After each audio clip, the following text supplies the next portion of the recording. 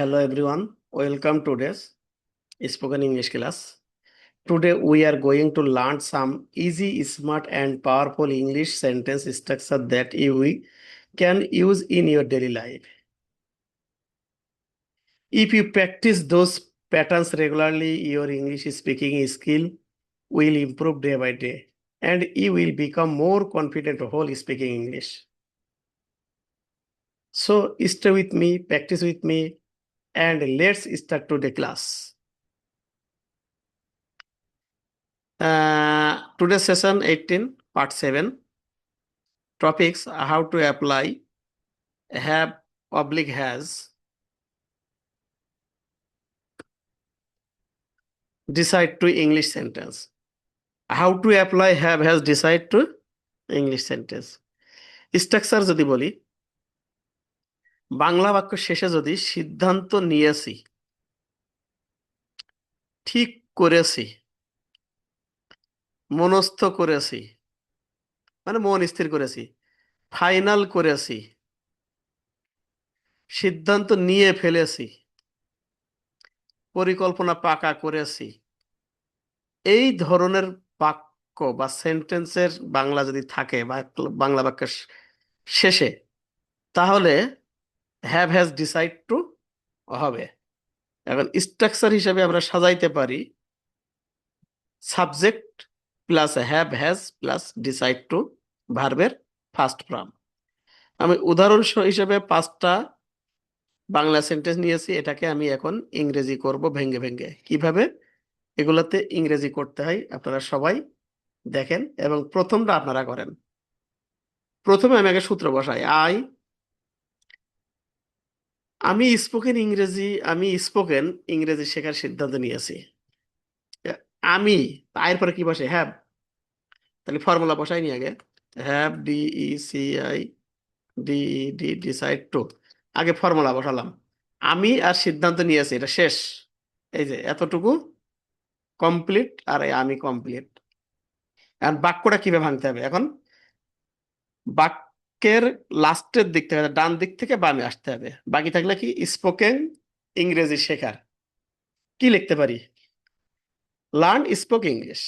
একদম ইজি। শেখার ইংরেজি আগে দিই। ইংরেজি যদি আমি লিখি, ইংলিশ আগে লিখলাম, স্পোক।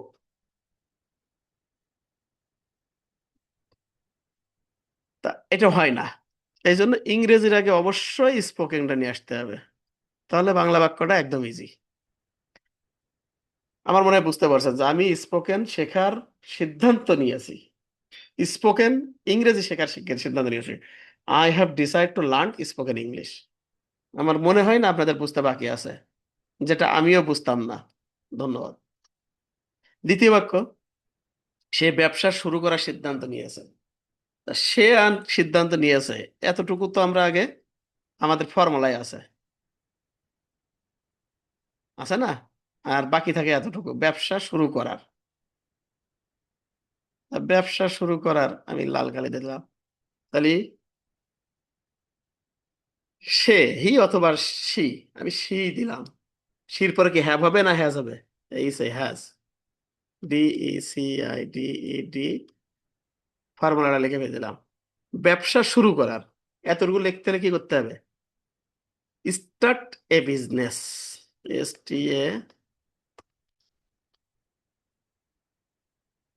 বিজনেস।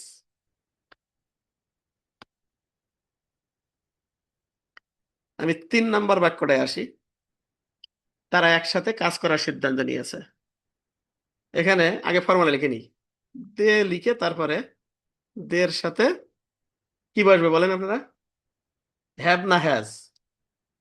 সিদ্ধান্ত নিয়েছে যেহেতু, দে হ্যাভ। ফর্মুলা লিখে ফেলে দিলাম। বাকি থাকে কতটুকু? এই জানি, একসাথে কাজ করার। বাকি থাকে কি? একসাথে কাজ করার। তাহলে কিভাবে লেখা যায় বলেন? ডান থেকে বামে যেতে হবে। কয় আকার পরে কাজ? কাজ, ওয়ার্ক টু গে। দেখেন তো হয়েছে কিনা? আমার মনে হয় হয়েছে। আরেকটা 4 নাম্বার, আমরা শিক্ষামূলক ভিডিও বানানোর সিদ্ধান্ত নিয়েছি। কি নিয়েছি? আমরা শিক্ষামূলক ভিডিও বানানোর সিদ্ধান্ত নিয়েছি। তা আমরার ক্ষেত্রে কি হবে? উই। হ্যাভ হবে না হ্যাজ হবে?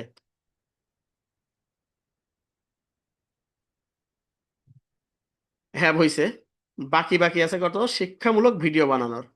এই এতটুক শব্দ বাকি আছে, বাকিটুক কিন্তু আমার লেখা শেষ। এটা কি হইতে পারে আপনারা বলেন, বলতে থাকেন, আমি চেষ্টা করি। বানানো, মেক দিয়ে দিলাম। ভিডিও, ভিডিও দিলাম। শিক্ষামূলক, কিন্তু হয়েছে না। এই ভিডিওটা শিক্ষামূলক, তাহলে কি এই যে ভিডিওটা, এই যে, এই দুটো বাক্য একসাথে, শিক্ষামূলক ভিডিও। ভিডিও শিক্ষামূলক হয় না, যে কারণে আমি বাক্যটা ঘুরাই দিলাম। বুঝতে বাকি আছে? মনে হয় নাই। সে তার যোগাযোগ দক্ষতা উন্নত করার সিদ্ধান্ত নিয়েছে। কি উন্নত? আচ্ছা, আগে ফর্মুলা লিখে নি। শি হ্যাজ না হ্যাভ, কোনটা দেব? বলেন বলেন, কি দেব? হ্যাজ না হ্যাভ? শি হ্যাজ টু উন্নত, ইমপ্রুভ। কি উন্নত? His communication skill. Communication skill. দেখেন তো হয়েছে কিনা? আমার মনে হয় হয়েছে। সো অসংখ্য ধন্যবাদ আপনাদের যে আমার সাথে ভিডিওটা দেখার জন্য। Thank you so much everybody for watching this class start to the end. I hope today this lesson helped you learn something useful and improve your English speaking confidence a little more. If you enjoyed this class, please like, share, comments, follow this page, and you will get more video every time. So thank you. Thank you everybody. Good night, Bolan.